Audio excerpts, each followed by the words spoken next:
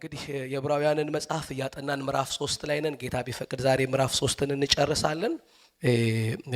እግዚአብሔር ይረዳናል። የዕብራውያን መጽሐፍ ለመተርጎም ጥንቃቄ የሚደረግባቸው የመጽሐፍ ቅዱስ ክፍሎች መካከል ዛሬ የምንነጋገረው አንዱ ነው። እሱን ደግሞ እንደገና እግዚአብሔር በመንፈሱ ሆኖ ይገልጥልናል፣ ያብራራልናል አምናለሁ።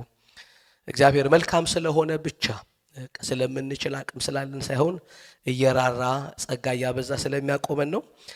እንደገና ከቁጥር 1 ጀምሮ 19 ቁጥር ነው ያለው ከተወሰኑ የመጽሐፍ ቅዱስ ክፍሎች ጋር እሱን እንድንመለከት በልብ ያለ እግዚአብሔር ይረዳናል። እንግዲህ 3 ሳምንት ምዕራፍ 3ን ከ1 እስከ 6 ተምረናል። አንደኛው ሰማያዊ ጥሪ ተካፋይ የተደረግንበት እውነትን ወንድም ስለዚህ ብሎ በምዕራፍ 1 እና በምዕራፍ 2 ላይ ካለው ኢየሱስ ክርስቶስ የእግዚአብሔር የመጨረሻ መገለጥም ከነቢያትም ከመላእክትም ይበልጣል ብሎ በመለኮትነትና በሰውነት ኢየሱስ ክርስቶስን በገለጠበት እውነት ውስጥ በዚህ እምነት ያላችሁ ብሎ ምን ብሎናል?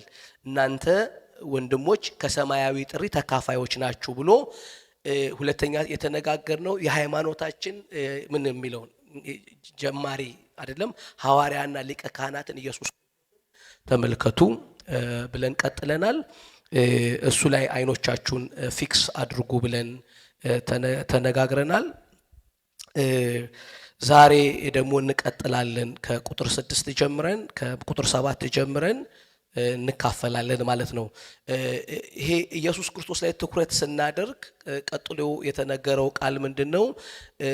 ይሄንን ተስፋ ቁጥር 6 ላይ እኛም የምንደፍርበትና የምንመካበትን ተስፋ እስከ መጨረሻው አጽንተን ብንጠብቅ ቤቱ ነን የሚል ነው።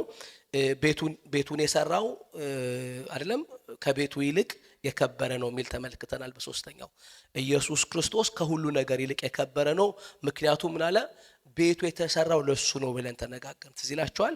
አንዳንዴ ቤቱ የተሰራለትን ማወቅና ቤቱን የሰራውንም ቤቱንም ማወቅ ሁለት ዕውቀቶች እንደሆኑ ተነጋግረናል። ስለዚህ ሁሉ ቤት በአንዳንድ ሰው ተዘጋጅቷል፣ ሁሉን ግን ያዘጋጀ እግዚአብሔር ነው ይልና ሁሉን ያዘጋጀ እግዚአብሔር ነው የሚለውን ቃል በሁለት ነገር ተረጎምን።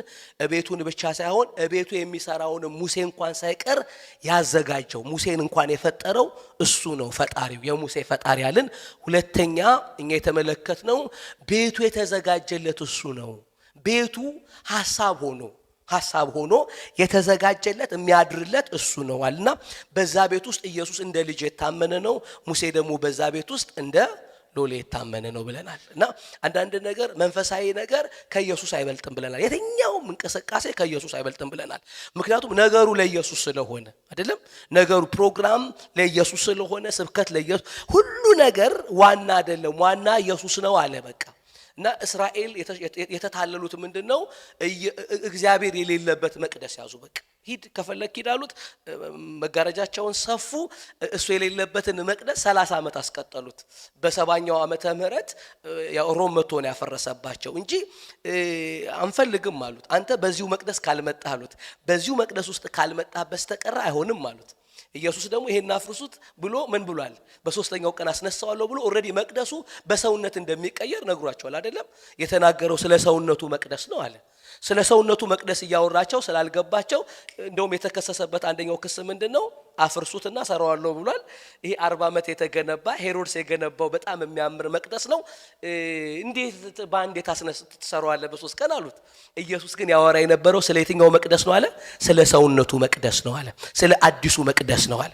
ኢየሱስ በትንሳኤ ልክ በሞቱ የቀደደው መጋረጃ በትንሳኤ ደግሞ የሰማያዊቱን በከፈተበት ድርጊት ውስጥ ፈጽሞ ምን አሉት? ነው አሉ። አታስፈልግም አሉት። አንተ ጤነኛና ልክ የምትሆነው በመቅደሱ በኩል ስትመጣ ነው አሉት። በታቦቱ ላይ ካልተገለጥክ በሰውነት አንቀበልህም አሉት እግዚአብሔርን። በሰውነት እግዚአብሔር መጥቶ ኖ በኪሩቤል ነው አሉት። አሁንም በአመት አንድ ጊዜ የእንስሳ ደም እየረጨን ነው የምንፈልግ አሉት። ኖ አለ። የመጨረሻው ለኢየሩሳሌም የተሰጠው የመጨረሻ ጥሪ ሐዋርያ ሥራ ምዕራፍ 7 ላይ ነው። ኢየሱስ ክርስቶስ እስጢፋኖስን ቆሞ ሲቀበል እግዚአብሔርም ይቆምና በሕዝቡ ላይ ይፈርዳል የሚል አንድ የትንቢት ቃል አለ። ቆመ፣ የእስራኤልን ዘመን ዘጋ። ከምዕራፍ 7 ጀምሮ ምዕራፍ 8 ወደ ከኢየሩሳሌም ወንጌል ይወጣል። መጽሐፍ ሐዋርያት ሥራ መጽሐፍ ያጠናችሁ ሰዎች ከኢየሩሳሌም ይወጣል ወደ ሰማርያ ወደ ይሁዳ እስከ ምድር ዳርቻ ይሄዳል። ምዕራፍ 7 ግን በእስጢፋኖስ የኢየሩሳሌም አባቶች በተገኙበት የመጨረሻውን ጥሪ አድርጓል። እግዚአብሔር ሙሉ የብሉይ ኪዳን ዘገባ ነው። ምዕራፍ 7ን ሂዱት። አብርሃምን ጠራ ብሎ ኢየሱስ ክርስቶስ እስከመጣበት አንድ ወጥ ስብከት ሰራላቸው። አረገ የመጣበትን መንገድ ሁሉ አሳያቸው። ይሄ ሁሉ እኮ ለእርሱ ነው አለና እንደውም እሱን በአብቀኛ ያዋለዋል። የአብ ክብር ነው አለ። አየሁት አለ። ታውቃላችሁ ሰማይ እንኳን ክብር እሱ ነው አላቸው። ፊቱ እንደ መልአክ ከመገለጡ የተነሳ ቢያበራም እንኳን ከመብራቱ ከመካፈል መብራቱን ማጥፋት መረጡ። እናጠፋለን ብሎ በድንጋይ ሰበሩት፣ አምፖሉን አጠፉት። በጨለማ ለመኖር ፈቀዱ። ልክ በትንቢት ቃል እንደተጻፈ ቆመ፣ ፈረደ ይላል እግዚአብሔር። ምን ሆነ? ጎስፕል ወደ አሕዛብ ሄደ። እግዚአብሔር ግን ከዛ በኋላ ምን አደረገ? ሄዶም እነሱ ግን መቅደስ ይዘው ቀጠሉ። መቅደስ ይዘው መቀጠል አይደለም የዕብራውያንን መጽሐፍ ከተጻፈበት ምክንያት መካከል ምክንያት አድርገን የምንጠቀመው ሐዋርያ ሥራ ምዕራፍ 21 የሐዋርያው ጳውሎስ የመጨረሻ የኢየሩሳሌም ጉዞ ነው። በኢየሩሳሌም ይሄንን ማነሳላችሁ ለምን መሰላችሁ? ኢንተርፕሪቴሽኑ ዲማንድ ስለሚያደርግ ነው። አሁን የምናወራቸው ቴክስቶች እነዚህን ነገሮች ማውራት ስላለብን ነው።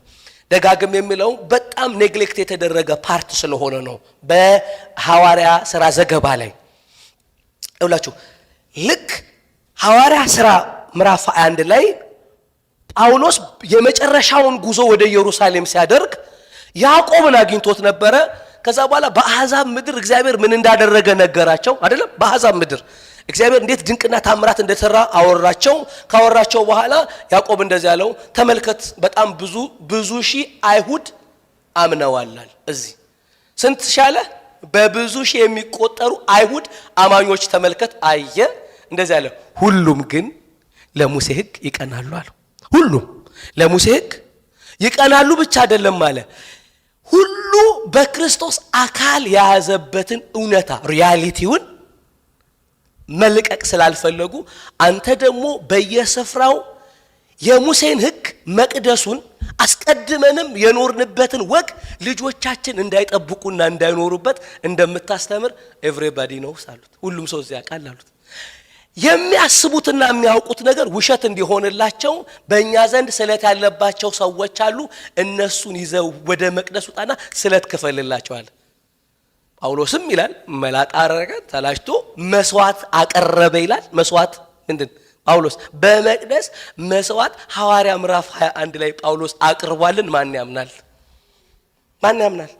ቻፕተር 21 ላይ ጳውሎስ በመቅደስ መስዋዕት አቀረበ ይላል። ግቡና ይሁት የመንጻታቸው ወይም ደግሞ የስለታቸው ቀኑ የሚያልቅበትን ቀኑን ሊጠይቅ ወደ መቅደስ ይወጣ ይላል። ከእስክንድሪያ የመጣ አንድ ሰው ጳውሎስን ተመለከተውና ወገኖች ይሄ በየቦታው ይሄንን ቦታ የሚቃወመው ሰውዬ አሉ። እንደውም አለ አንድ ሰውዬ ከተማ የግሪክ ሰውዬ አይቷል። የእስክንድሪያ ሰውዬ ከጳውሎስ ጋር ሻይ ሲጠጣ ተይዟል። አንዳንድ ጊዜ አብራችሁ የምትታዩ ሰውዬ የሆነ ቦታ የሚያስመጣችሁናል። አንዳንዴ የምትታዩትን መምረጥ አለባችሁ። ሰውዬው ከሆነ ሰውዬ ጋር ከተማ ታይቷል። እንደውም ይሄን ሰውዬ መቅደስ አስገብቶ አርክሶታል ብሎ ሲል ሰው ጳውሎስን ያዘው። በጣም በሚገርም ሁኔታ አንሰክሰስፉል የሚመስል ትሪፕን ያደረገው ረጅም የተዘጋጀበት ግን በጣም ሰክሰስፉል ያልሆነ ትሪፕ የሐዋርያው ጳውሎስ የኢየሩሳሌም ጉዞ ነው። አመነ ብሎ ያላለቀ ሰብኮ ሁሌ ያምናል ጳውሎስ፣ ኢየሩሳሌም ላይ ግን አመነ የሚል አተው። እንደውም በጣም ዲስከሬጅ ስለሆነ ይመስለኛል ኢየሱስ በሌሊት ተገለጠለት ይላል። ተገለጠለትና አጽናናው። ጳውሎስ አለው በኢየሩሳሌም ስለኔ እንደመሰከርክልኝ በቄሳር ፊት ደግሞ ትመሰክርልኝ ዘንድ ይገባሃል አሉ። እኔ ኢየሱስን እዛ ጋር ወደዋለሁ። በቃ ጳውሎስ ዳውን እንደሆነ አወቀ። ታውቃላችሁ የተሰበረ ጳውሎስ አየ። አንሰክሰስፉል ትሪፕ ነው የሚመስለው። ኢየሱስ ግን ኢፈርትህን ሁሉ አደንቃለሁ አሉ። መጣ አይ አፕሪሺየት ዮር ኢፈርት። ተገለጠለት ይላል። አንድም ሰው ጌታን አልተቀበለም። ግን ይውላችሁ ኢየሱስ በሌሊት ተገለጠለትና ብራቮ ፖል አሉ። ኢትስ አሜዚንግ አሉ። መሰከርክልኝ ለኔ? አዎ በቄሳር ፊት ደግሞ ትመሰክርልኛለህ። አንድ ብቻ ነው ካንተ መጠብቀው በቄሳር ፊት አለው። ከዛ እስከ ቄሳር 2 ዓመት ነው የፈጀበት ሰውየው።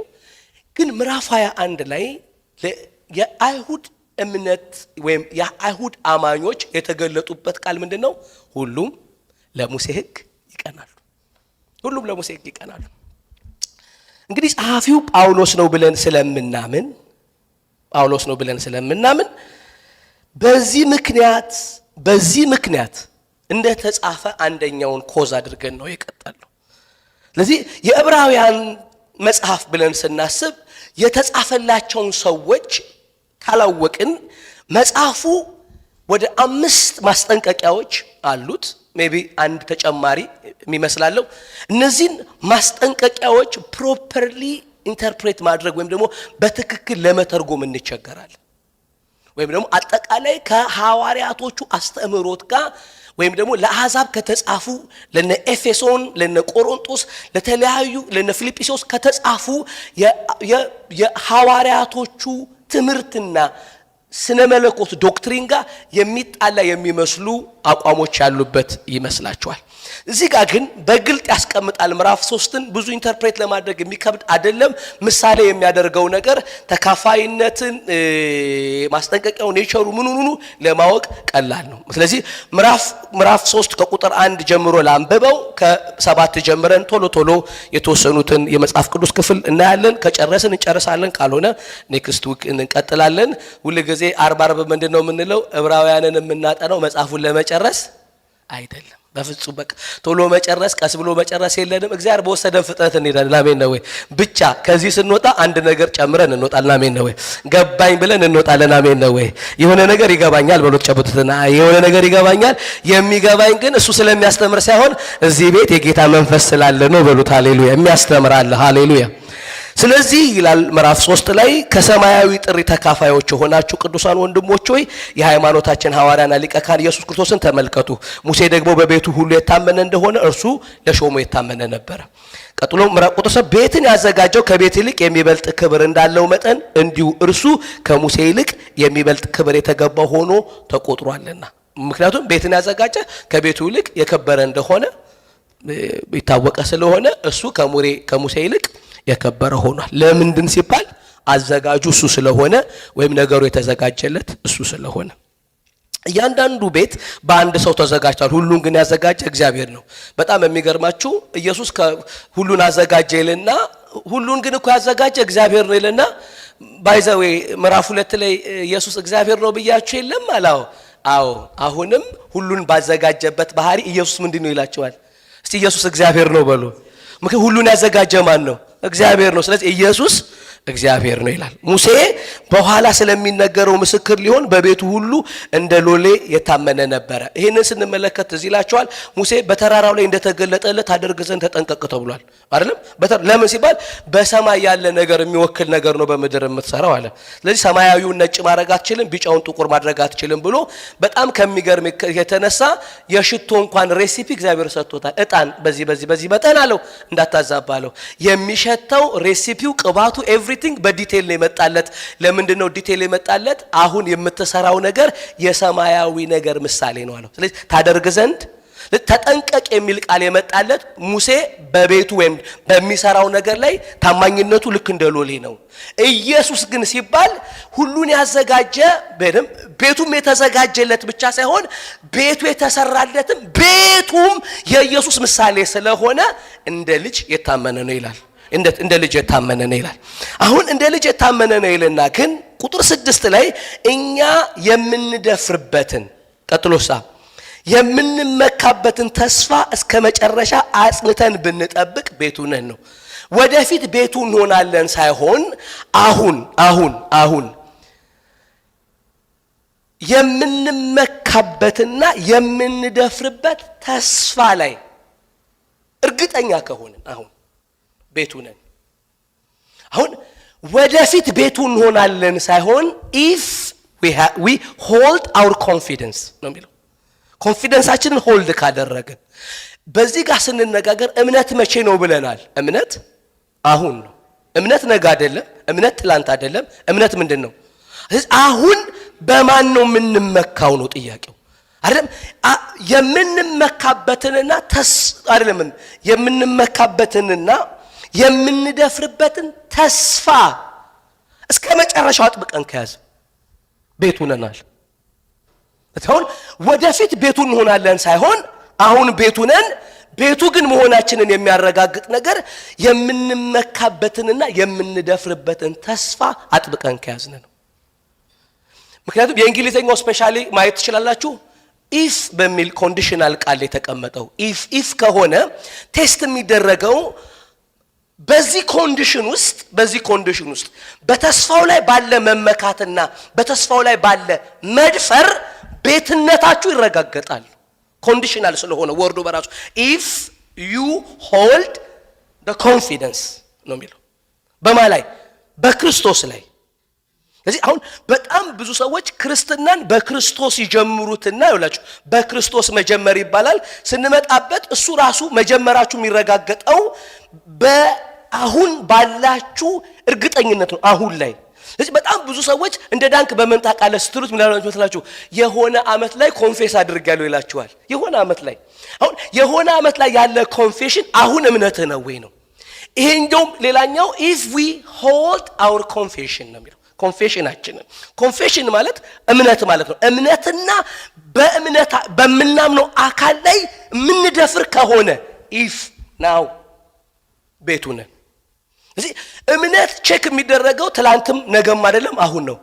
አሁን በልባችሁ በእርሱ የምትመኩና በእርሱ የምትደፍሩ ከሆነ በእርግጥ ቤቱ ነን አለ አሁን። ስለዚህ ይሄኛውን ከቁጥር 7 ጀምሮ እንደውም ሁለት ጊዜ አሁን ይላል። ምዕራፍ 4ም ላይ አሁን ብሎ ነው የሚቀጥለው ናው እያለ ነው የሚቀጥለው ምዕራፍ 7 ላይ። ስለዚህ ከቁጥር 6 ላይ ተንጠልጥሎ ነው ከቁጥር 7 ጀምሮ ሰው ጸሐፊው ስነ መለኮቱን የሚሰራው። ስለዚህ እዚህ ጋር ተካፋይነትን በትክክል እንድንረዳ የእስራኤልን ሕዝብ የ40 ዓመት ታሪክ ነው የሚያመጣው በግልጽ እዚህ ጋር ያስቀምጣል። ካስፈለገ የተወሰኑ ነገሮችን ወደ ኋላ ሄደን መመልከት እንችላለን። ቁጥር 7 ይህንን ቴክስት ማወቃችሁ በጣም በክርስትናችሁ ላይ ስነ መለኮታችሁ በድነት ላይ ያለውን ስነ መለኮታችሁን ቅርጽ ይሰጣል ብዬ ተስፋ አደርጋለሁ። ስለዚህ መንፈስ ቅዱስ እንደሚል ይውላችሁ ቁጥር 7 ስለዚህ መንፈስ ቅዱስ እንደሚል ዛሬ ድምጹን ብትሰሙ መቼ ዛሬ ድምጹን ብትሰሙ አባቶቻችሁ እኔን የፈተኑበትንና የመረመሩበትን 40 ዓመት ስራዬንም ያዩበትን በምድረ በዳ በፈተና ቀን በማስመረር እንደሆነ ልባችሁን እልከኛ አታድርጉ ይላል። እሺ በጣም እዚህ ጋር የሚገርም አንድ ቃል ተጠቅሟል። ስሙኝ ዛሬ ድምጹን ብትሰሙ የሚለው ይሄ ቃል የመንፈስ ቅዱስ ድምጽ ነው ይልና ይሄ ቃል ግን የተጠቀሰው ከመዝሙር 95 ላይ ነው። ስለዚህ አንዳንድ ጊዜ መንፈስ ቅዱስ እንዲናገራችሁ ነብይ ብቻ ጋር ያለ ድምጽ እንዳይመስላችሁ መጽሐፍ ቅዱሱ ላይ የተጠቀሰውን የመጽሐፍ ሐሳብ የነብይ ድምጽ ያደርገዋል ወይ የመንፈስ ቅዱስ ድምጽ ያደርገዋል። ዛሬ ድምጹን ብትሰሙ አለ። የትኛውን ድምጽ? በአባቶቻችሁ ላይ እግዚአብሔር የተናገረበትን አንድ ድምጽ የት ስትሉት መዝሙር 95ን ያመጣና ከመዝሙር 95 ነው ኮት የሚያደርግልን። ኮቴሽኑ ምንድነው የሚለው መሰላችሁ? ድምጹን ስትሰሙ ልባችሁን እልከኛ አታድርጉ። እንዴት ሲባል አባቶቻችሁ እኔን የፈተኑበትና የመረመሩበት 40 ዓመት ብላችሁ 40 ዓመት ህዝቡ ከግብጽ ከወጣ በኋላ ይውላችሁ እግዚአብሔርን ፈተኑት፣ ቴስት አደረጉኛል። እግዚአብሔር 10 ተአምራት አድርጎ ነው ከግብጽ ያወጣቸው ይውላችሁ 10ሩ ተአምራት ህዝቡን የተዋወቀበት የእግዚአብሔር መልኩን የገለጠበት ነው። የመጀመሪያ ፈተና ልክ የባህር ጋር ሲደርሱ ደሻውት ጮሁ። ሙሴ አለ ልታጠፋን ያመጣህን ምናምን አሉት።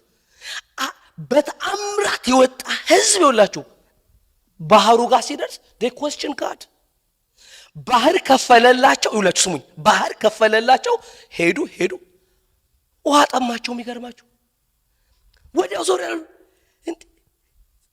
እስካሁን ምንም ውሃ የለም አሉ። ውሃ ልታጠፋን ያወጣህን ምናምን አሉት። በምድረ በዳ ልትጨርሰን ነው። ውሃ ከአለት ላይ ውሃ ፈለቀላቸው፣ መና በላቸው። 32 ነገስታት ምናምን የመጨረሻ ከነዓንን ሄደው ከገቡ በኋላ እንመጣበታለን። ታውቃላችሁ they don't trust him መጨረሻ ከነዓን ጋር ደርሰው በዛ ሁሉ ተአምራት 40 ዓመት መንገዳቸው ለእግዚአብሔር ተገልጦ አላመኑት። እነዚህ ሰዎች የተካፈሉትና የቀመሱት ግን ተአምራት አለ። እግዚአብሔር በቸርነት ብዙ ነገር አድርጎላቸው። ስሙ አሁን መቅመስና መካፈል እዚህ ጋር ባለው በምዕራፍ 3 ላይ 40 ዓመት እግዚአብሔር የተፈተነበትን ፈተና ራሱን በማስተዋወቅ የገለጠበትን ድርጊት ሰዎቹ ከእግዚአብሔር ቀመሱ፣ ተአምራቱን አዩ ግን አላመኑበትም። መጨረሻም ሲዘጋው የዓለማመን ባለማመናቸው የወሰነውን ውሳኔ አስቀምጦ ነው ዕብራውያን የሚዘጋው። ለምንድነው እነዚህን ሰዎች እዚህ ጋር የሚጠቅስላቸው ካለ ሰዎች ሊጠነቀቁት የሚገባው በመንገዳቸው በእግዚአብሔር ላይ ያላቸው አቋም ነው። ቁጥር 6 ላይ ምን ብሏል? if we hold our confidence in him, if we hold it, በሱ ላይ እርግጠኝነታችን ካለ ናው አሁን ዛሬ ደግሞ የመንፈስ ቅዱስን ድምጽ ስትሰሙ ይላል። እምነት አሁን ነው ስትሰሙ ድምጹን በሱ ላይ ያላችሁ እርግጠኝነትና ተስፋ ድፍረታችሁ የጸና ከሆነ ይላል። ለዚህ 40 ዓመት አልፈተናቸውም። 40 ዓመት እግዚአብሔርን ፈተኑት። ምን ያህል ትችላል? ሙሴ ገር ውሃ መስጠት ይችላል። ባህር ከፍሎላቸው ሰው በደረቅ ምድር ትልቅ ባህር ተከፍሎለት ስሙኝ፣ በደረቅ ምድር ውሃ ልክ እንደዚህ ያደረጉ አልፈው ውሃ እንደ ግርግዳ ያለ ፊዚክስ ያለ ባህሪው እንደ ግርግዳ አቆሞላቸው ያለ መሬቱ እንኳን ደረቅ ነበር ይላል። ደረቅ ውሃ እንኳን ያለ እርጥብ ጭቃ እንኳን አልነበረም። በደረቅ ምድር ይላል ተሻገሩ ይላል። ባህር እንደ ግርግዳ ግራና ቀኝ ከምሮላቸው ጠላቶቻቸውን በአይኖቻቸው ፊት ባህር ዘግቶ ከድኖላቸው ማለት ነው። ሙሴ ጋር መጡና ዳቦ ማብላት ይችላል አሉት። ስጋ መስጠት ይችላል እግዚአብሔር ባል ጥያቄያችን ይችላል። ሙሴ ጥፍት ሲል ወርደ አምላክ ሰራልን አሉት። የተሰራ ስራ አምላክ ሰራሉት። ሙሴ የሚባለው ሰው የተደና እናናቅም አሉ። ሙሴ ሲጠፋ እግዚአብሔር አብሮ የሚጠፋበት ነው ህዝቡ። ሙሴ ከጠፋ እግዚአብሔር አብሮ ጥፍት ይልበታል። አምላክ ሰራልና ሰራ። እነዚህ ሰዎች ግን ተካፍለዋል ወይ ብትሉ፣ አዎ የተካፈሉት ግን በመለኮት በፈተኑበት ፈተና። ስለዚህ በመጽሐፍ ቅዱሳችን ላይ የቀመሱ የሚላቸው የቀመሱት በእምነት አይደለም። እነዚህ ሰዎች ሰምታችኋል። የቀመሱት ቤዚካሊ አላመኑም ነው ሲዘጋዘው። ፈተኑኝ ግን አላመኑኝም ማለት። በጣም ብዙ ሰዎች እምነት የሚመስላቸው አንደርስታንዲንግ ነው። አንደርስታንዲንግ እግዚአብሔርን የተረዱት ሲመስላቸው የሚያምኑት ይመስላቸዋል። እምነት ግን የአእምሮ ሳይሆን የልብ ነው። እንደውም እምነት በፈቃደኝነት ላይ ነው እንጂ በአንደርስታንዲንግ ላይ አይቆምም ይላሉ በጣም ብዙ አባቶች። ስለዚህ ብዙ ሰዎች እግዚአብሔርን ማመን ሲፈልጉ ወይም ኢየሱስን ማመን ሲፈልጉ አብዛኛው ሰው የሚጠይቀው አንደርስታንዲንግ ነው። ልረዳው ትንሽ ነገር ይሁን ይላሉ። እምነት ግን የልብ ስለሆነ ሞሮፍ ይሉች መረጃ አይደለም መገለጥ ነው። አሜን ነው ወይ? መገለጥ ነው ማለት ነው። መገለጡ ላይ ግን ይኸውላችሁ እግዚአብሔር ራሱን የገለጠበት ብዙ ነገር አለ፣ ግን አላመኑት። እነዚህ ነገር ተካፍለዋል ግን አምነውታል። ለኒፍሊሞች የሰጡትን ነው። እግዚአብሔር ባይዘ የማለው እሱ ጋር አይደለም ማለኩ እንደዚህ አለ። በእውነት አትገቡም አለ። በዛ ሁሉ ወስዳቸው ወደ ከነዓን ጋር 12ቱ ሰላዮች ሄደው አይደለም ከፍሬው ይዘውላቸው መጡን። እግዚአብሔር ምድሪቱን ልክ እንደተናገራት ናት አሉ። እንደተናገራት ምንም አልዋሻም ስለ ምድሪቱ አለ። ነገር ግን አሉ በምድሪቱ የሚኖሩት የኤናቅ ልጆች እንትኖች ጃይንትስ ናቸው አሉ። ትልልቆች ናቸው አሉ። ኒፍሊሞች ናቸው አሉ ሲል ህዝቡ አለ 10 እንደዚህ አሉ።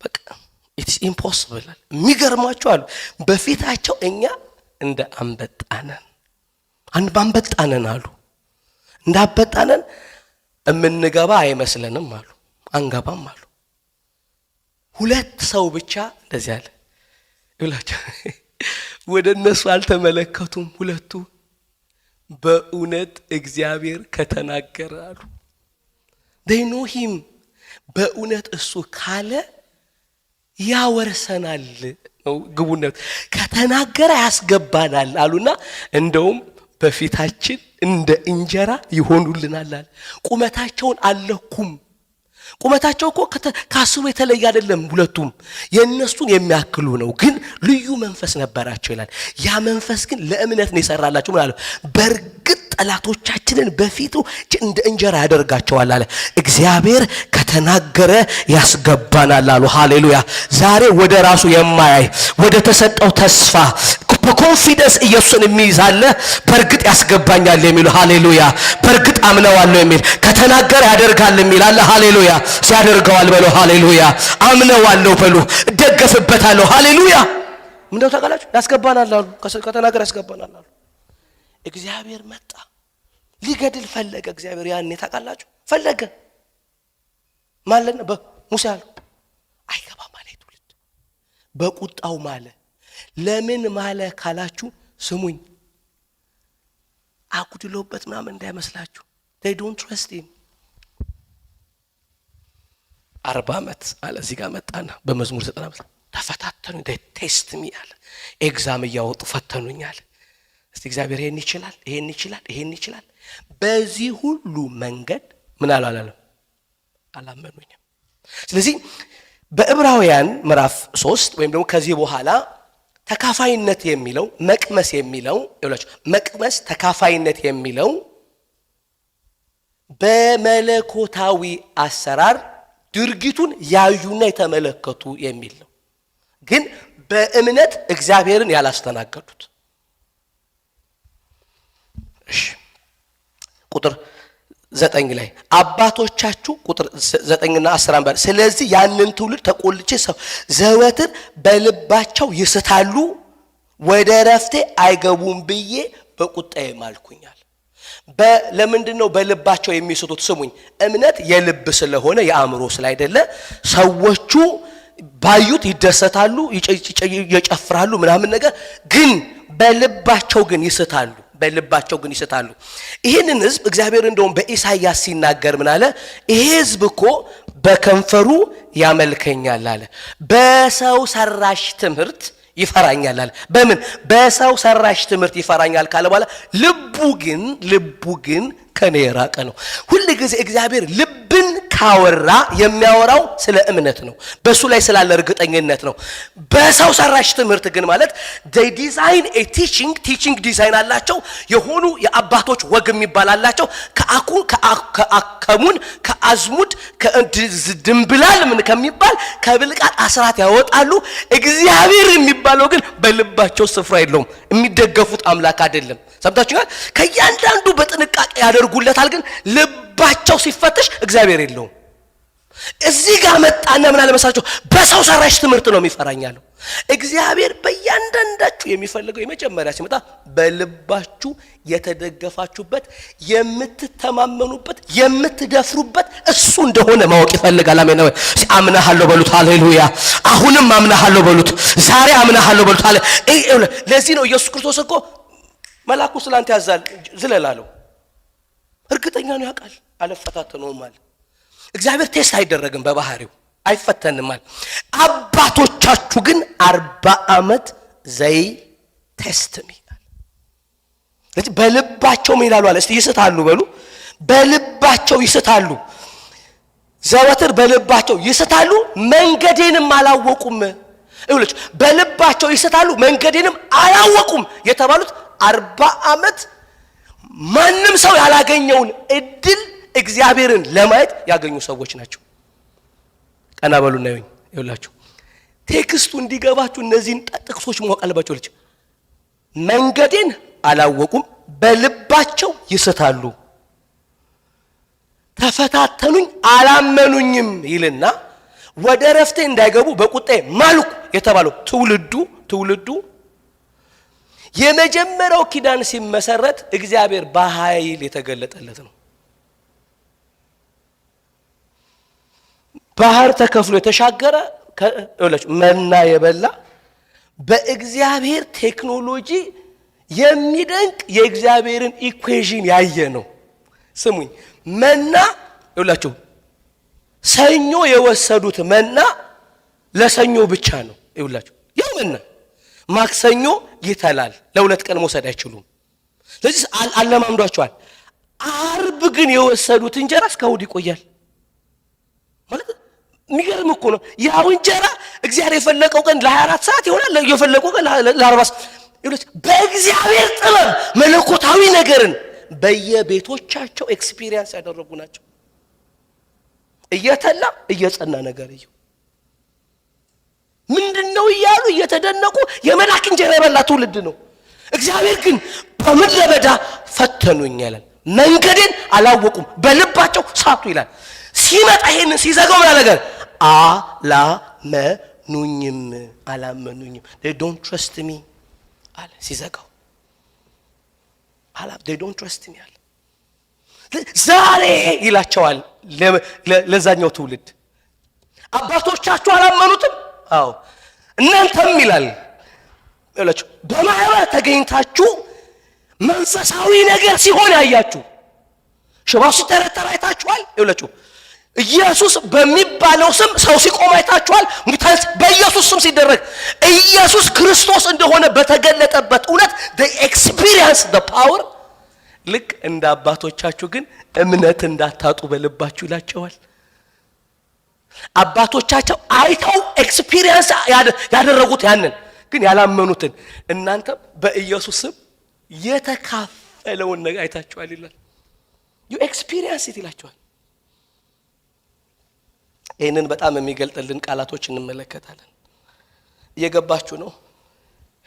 ቁጥር 11 ላይ እንደዚህ ይላል፣ ወደ ረፍቴን አይገቡም ብዬ በቁጣዬ ማልኩ። ስለዚህ ይሄ ትውልድ ያላመነ ግን እግዚአብሔር በመካከሉ የተገለጠለት ነው። አላመነውም። ያየውን እግዚአብሔር የፈተነ በአምላክነቱ ላይ ወይም ደግሞ በችሎታው ላይ እርግጠኛ አልሆነ። እንደሚያስገባ ተስፋውን እንደሚፈጽም ስለ ተስፋ ነው የሚያወራው። ተስፋውን አጥብቀን ብንይዝ በሱ ላይ ኮንፊደንት ቢኖረን ነው የሚለው። እነሱሳ በተስፋው ላይ እርግጠኛ አይደሉም ነው የሚላቸው። ደርሰዋል። ሁለት ሰው ብቻ ነው በተስፋው ላይ እርግጠኛ የሆነው አለ።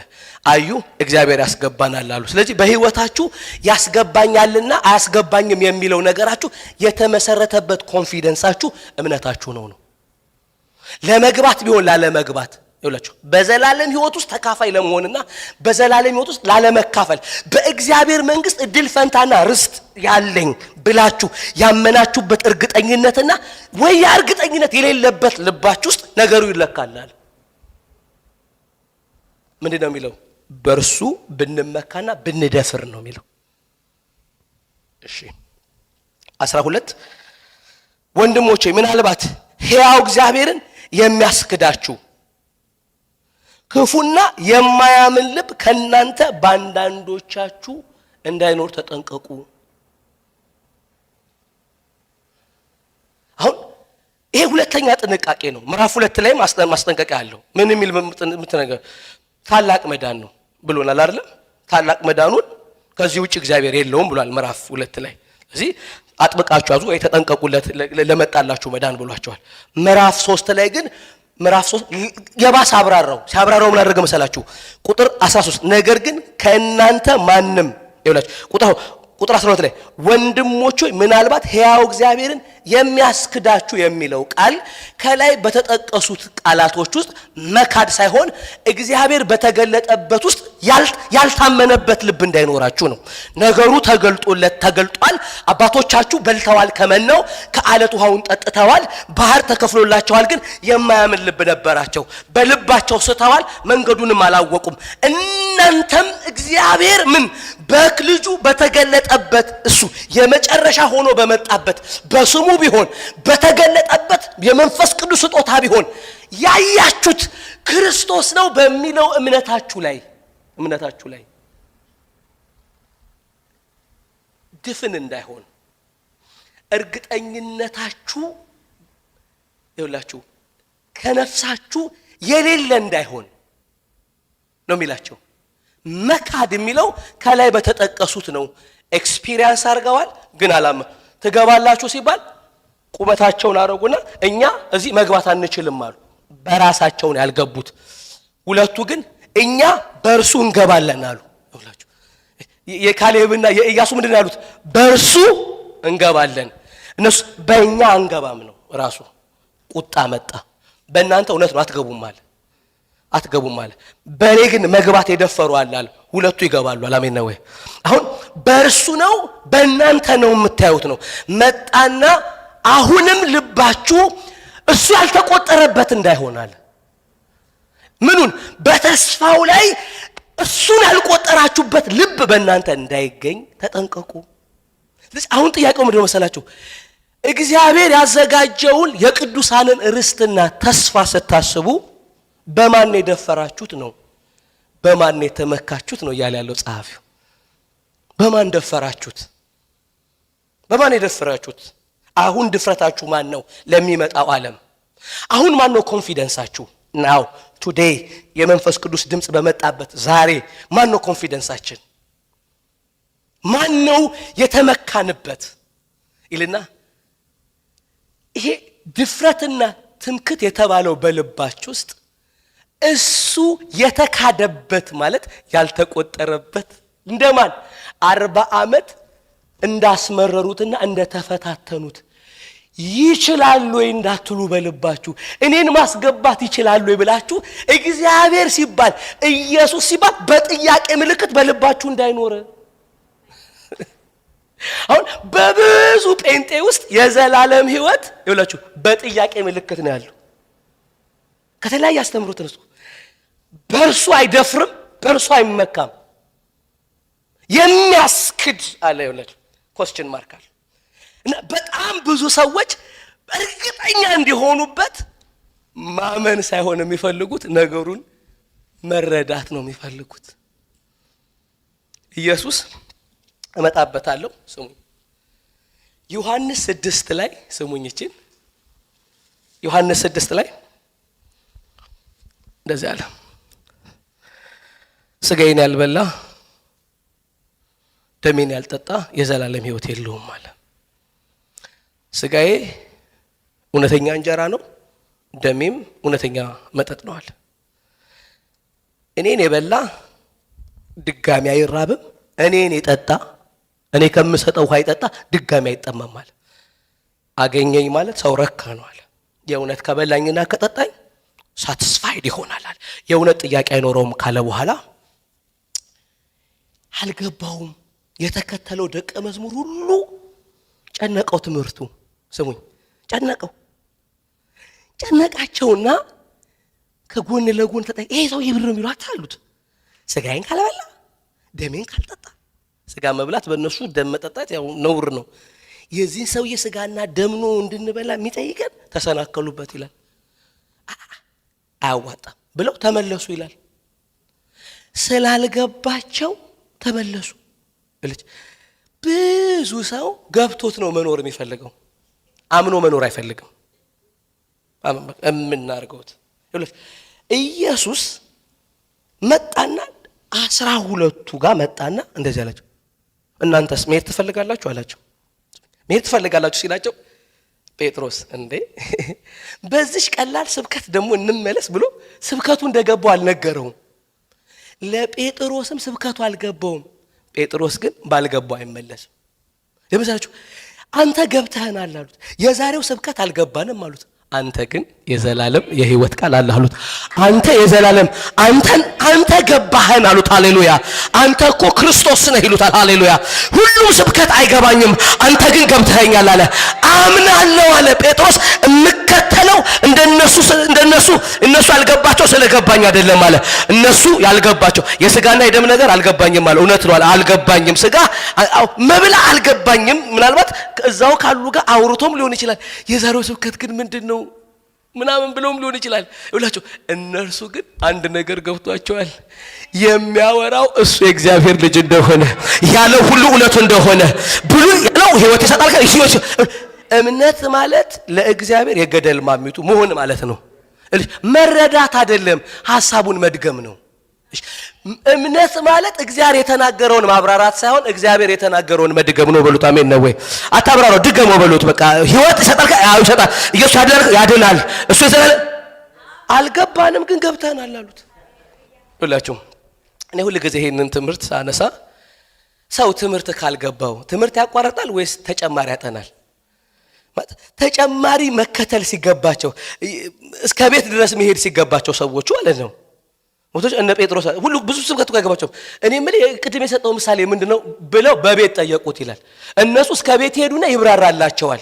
ቤት ድረስ ይሄዳሉ፣ ያብራራላቸዋል። ገብቶች አሁን የቤት ለቤት መማር ሲገባቸው ከክላስ ያቋርጣሉ። በቃ ስብቅ ሂሳብ ያልገባው እኮ ሂሳብ ያጠናል እንጂ እኮ ትምህርት ቤት አልሄድም ይላል እንዴ?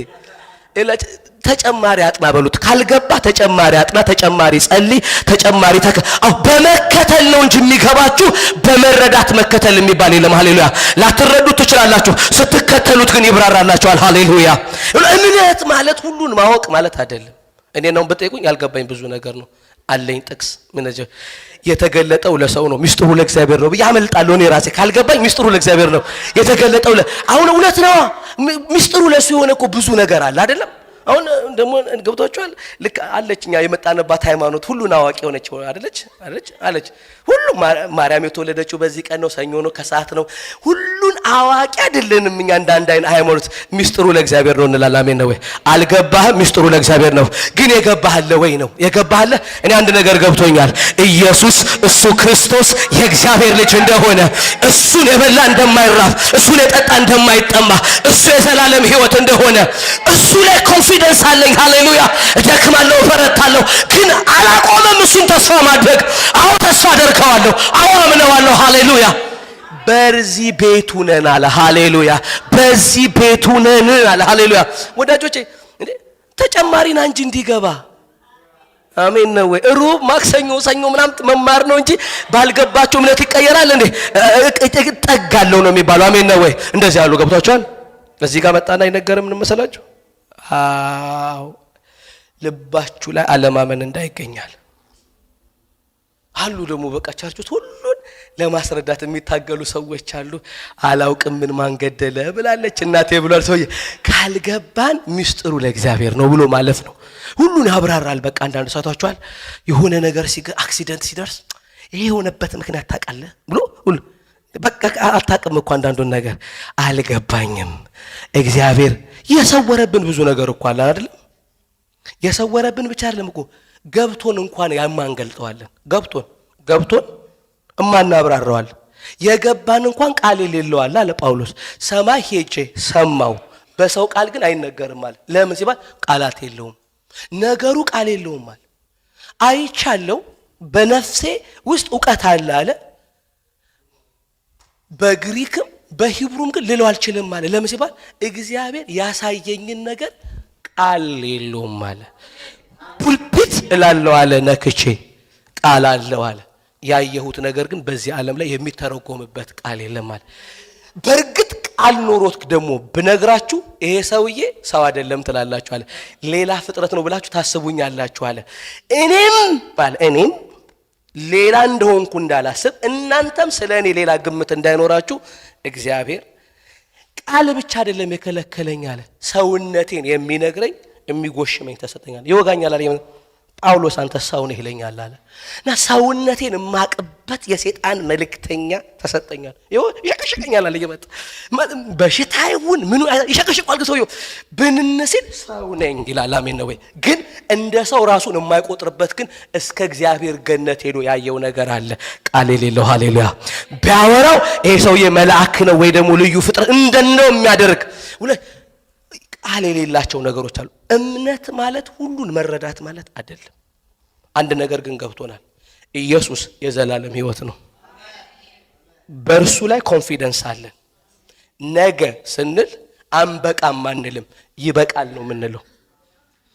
ትገባለህ በትለኝ ወይ እርግጠኛ ነኝ ነው የምልህ።